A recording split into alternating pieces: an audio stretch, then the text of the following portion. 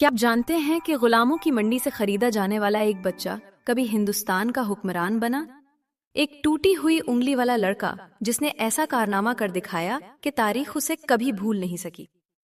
آج کی ویڈیو میں ہم آپ کو لے چلیں گے قطب الدین ایبک کی حیران کن کہانی کی طرف، لیکن آخر تک ہمارے ساتھ رہیے گا کیونکہ آخر میں آپ کو وہ راز بتائیں گے جو عام لوگ نہیں جانتے۔ بازار غلامہ میں ایک تاجر کو ایک ترک لڑکا پسند آیا۔ اس نے پوچھا، تمہارا نام کیا ہے؟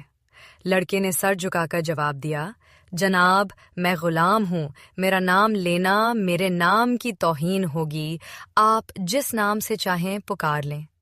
تاجر چونک گیا، دل میں کہا، یہ بچہ عام غلام نہیں، اس میں کچھ خاص ہے۔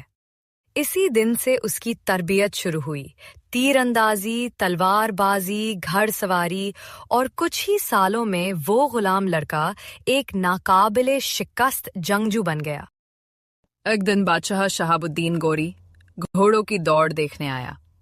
تاجر اپنے غلام کو لے کر آگے بڑھا اور کہا، حضور میرے اس غلام کا کوئی مقابلہ نہیں۔ گوری نے مسکرا کر پوچھا، لڑکے گھوڑا کتنا تیز دوڑا سکتے ہو؟ لڑکے نے سب کو حیران کر دیا، حضور گھوڑے کو تیز دوڑانا اصل فن نہیں، اصل فن یہ ہے کہ گھوڑا اپنے مالک کا مطیع ہو جائے۔ پورا مجمع خاموش ہو گیا۔ گوری نے ایک اعلیٰ نسل کا گھوڑا دیا اور کہا، چلو دیکھتے ہیں تم سچ کہتے ہو یا نہیں۔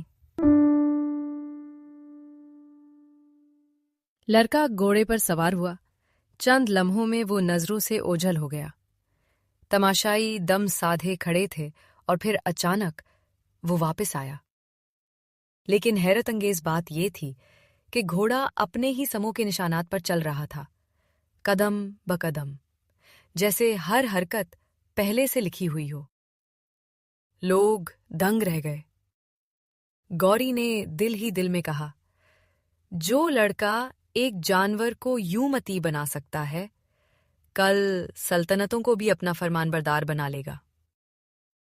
اسی لمحے اس غلام کو خرید لیا گیا۔ اس کا نام تھا قطب الدین ایبک۔ قطب الدین ایبک، وہی غلام جس کی ٹوٹی ہوئی انگلی کی وجہ سے اسے ایبک کہا جانے لگا، لیکن تاریخ ہمیشہ اسے ہندوستان کا پہلا مملوکہ بادشاہ مانتی ہے۔ قطب مینار اور قوت الاسلام مسجد آج بھی اس کی عظمت کی گواہ ہیں۔